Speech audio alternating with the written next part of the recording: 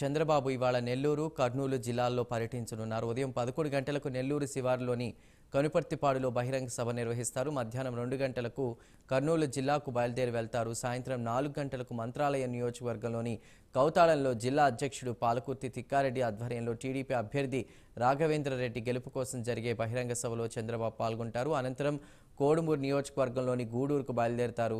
TDP incharge senior నేత ఎదురూరు విష్ణువర్ధన్ రెడ్డి ఆధ్వర్యంలో TDP అభ్యర్థి బొగ్గుల దస్తగిరి గెలుపు కోసం నిర్వహించే బహిరంగ సభలో పాల్గొంటారు. ఇక రాత్రికి గూడూరులోనే బస చేస్తారు.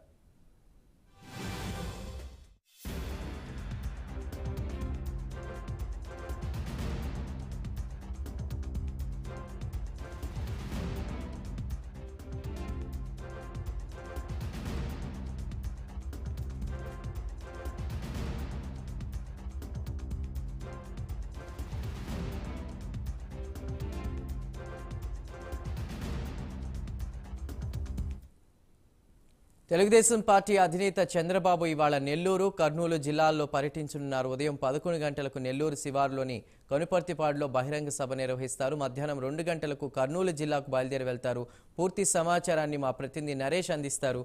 నరేష్, చెందు మొత్తానికి ప్రజాదళం పేరుతో నారా చంద్రబాబు నాయుడు ఇప్పటికే నెల్లూరు జిల్లాలో నిన్న ఆత్మకూరు, అదేవిధంగా కోవూరు నియోజకవర్గం బుచ్చిరెడ్డిపాలెంలో భారీ బహిరంగ సభ ఏర్పాటు చేసి ఒక నూతన ఉత్సాహం అయితే టీడీపీ క్యాడర్ లో జోష్ నింపినటువంటి పరిస్థితి కనపడతా ఉన్నాయి. ఈ నేపథ్యంలో ఈ రోజు ప్రధానంగా నెల్లూరుకు సంబంధించినటువంటి సిటీ రూరల్ సంబంధించినటువంటి ముస్లిం మైనార్టీ నాయకులతో కూడా ఆయన సమావేశం ఏర్పరచుకున్నారు. ఏదైతే వేమిరెడ్డి ప్రభాకర్ రెడ్డి, అదేవిధంగా రూరల్ ఎమ్మెల్యే క్యాండిడేట్ అయినటువంటి కోటమిరెడ్డి శ్రీధర్ రెడ్డి, పలువురు ముఖ్య నేతలతో పాటు ముస్లింస్ తో పాటు ముఖాముఖి కార్యక్రమం కూడా జరగనున్నది. ఇప్పటికే బుచ్చిరెడ్డిపాలెంకు సంబంధించినటువంటి ఫంక్షన్ హాల్లో ఆయన అక్కడ బస చేస్తున్నారు.